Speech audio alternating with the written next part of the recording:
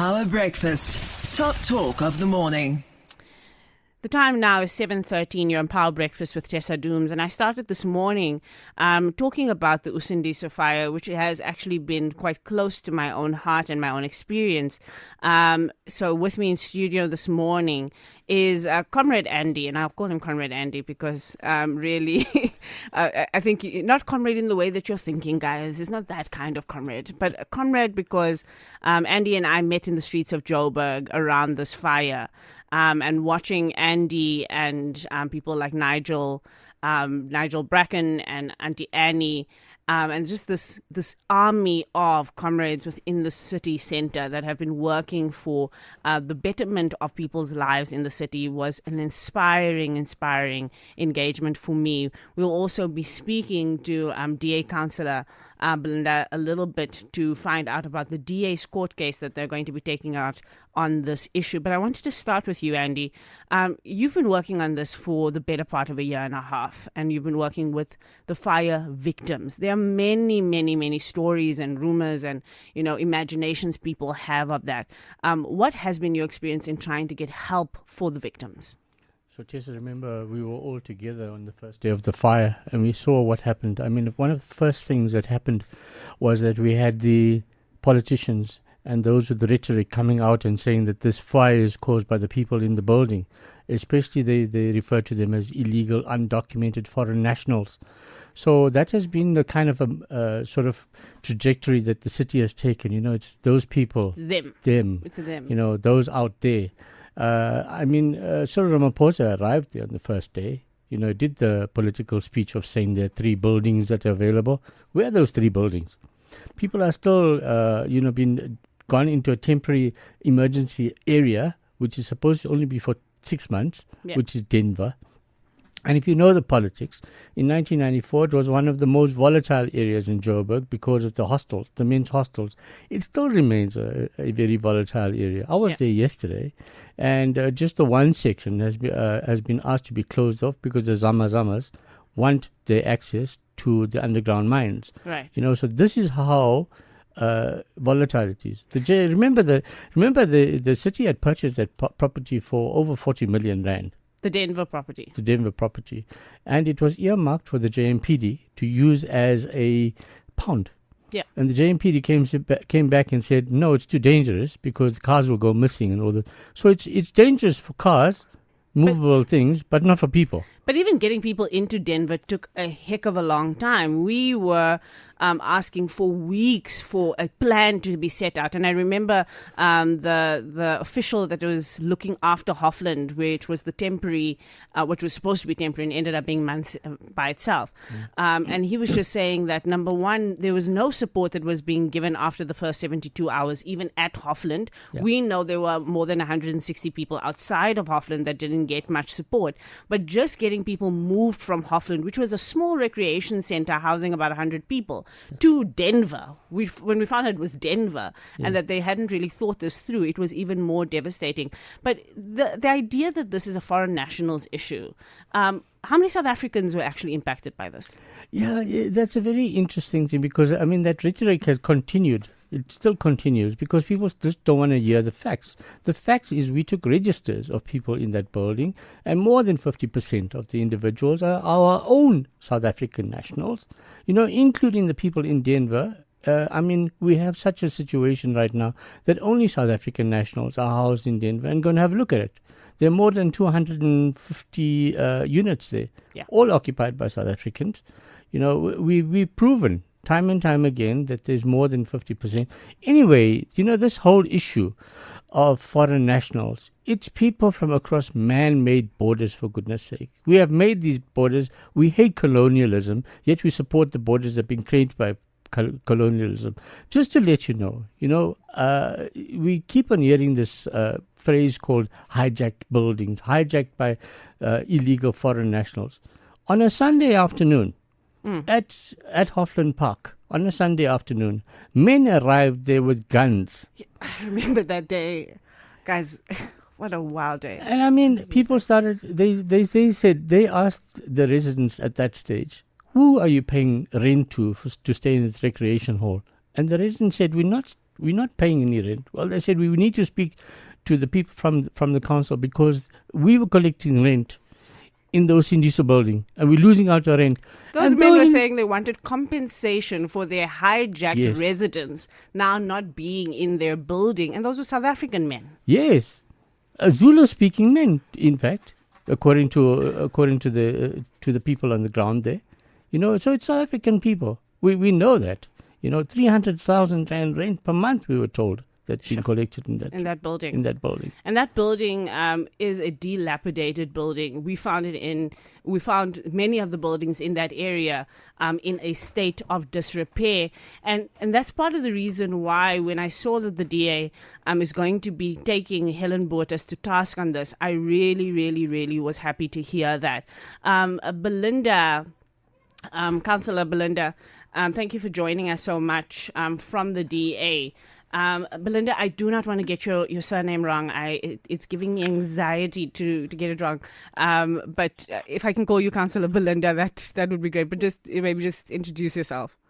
Good morning, and good morning to the listeners. It's Councillor Belinda Kayser-Echeozonjoku, and I'm the DA caucus leader here. Thank you so much. Belinda, I feel like you and I met at the foot of that building as well. You were one of the councillors who came out to distribute food on that first week.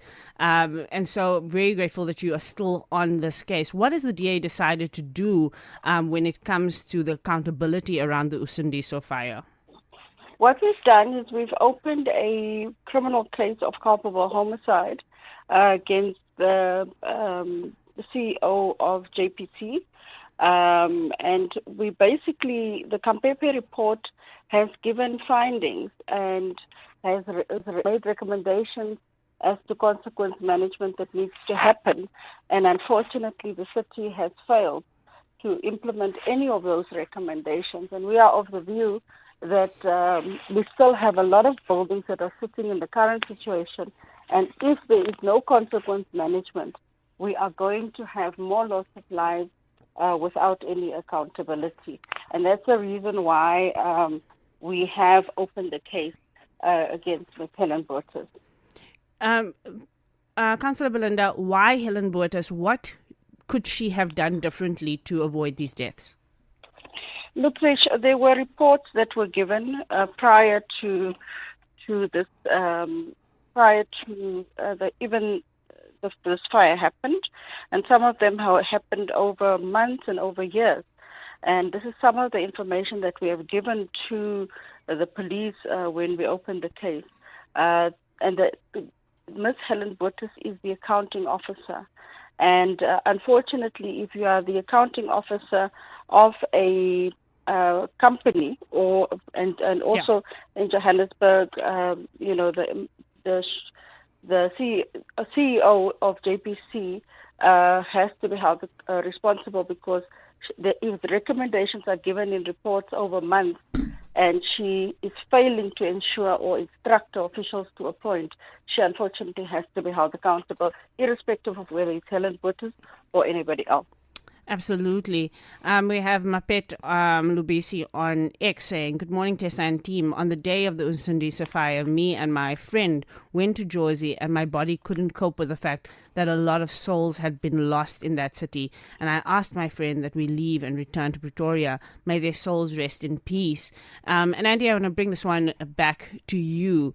There was a lot of trauma in this period, because it was about the fact that this building had multiple issues already to begin with, and so people couldn't really get out because the building, the fire seems to have started from the bottom up, and so a lot of people had to jump out of windows in order to try to escape this fire. What was it like, and what has it been like walking the journey with the victims and the survivors of this fire? I continue to walk the journey with many of the victims, including Busisi, who had to jump off the 4th story. She had to drop a 2-year-old child from the 4th story building window and then jump. She lost her 16-year-old daughter, Melita, who didn't jump at the time. Just earlier this year, we buried 2 victims, a mum and a daughter, who weren't buried since the day of the fire. So it's a constant sort of reminder of exactly what happened there.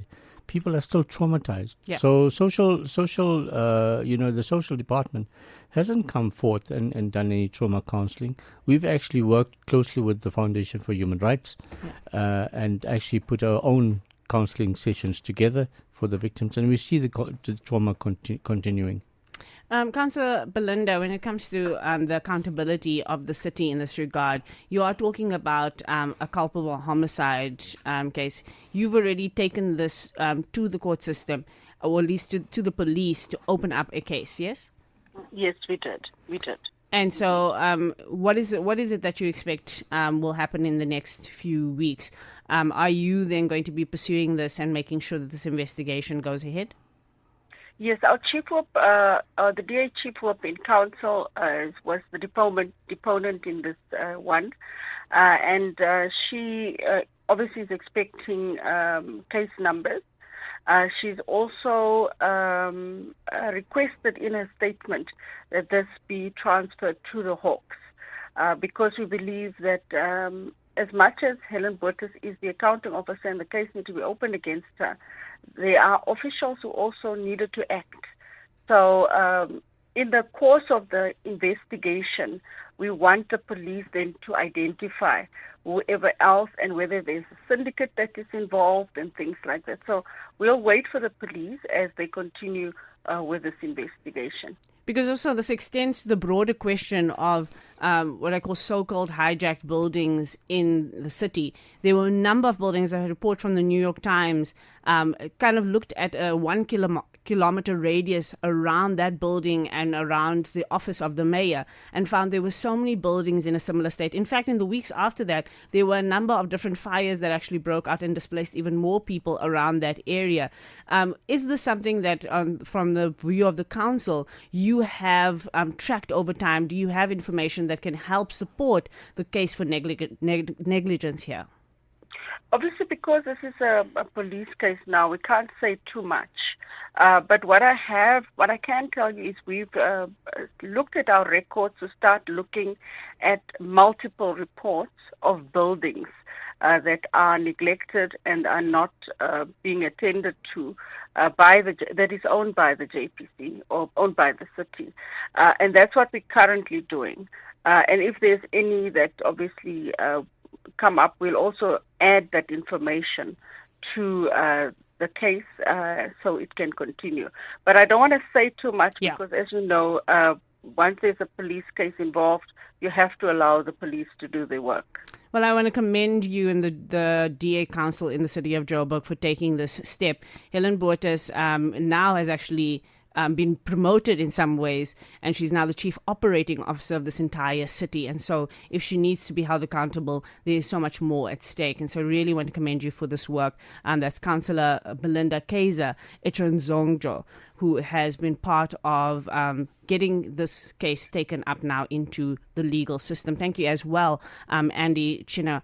Thank you so much, Andy, for the work that you've done with this community over the last year and a half. It has not been easy, but you have stayed the course without any reward, no financial benefit to you or anybody else, not an organization, but you've kept this flyer going, and I really, really want to thank you for it. Thank you, Tess.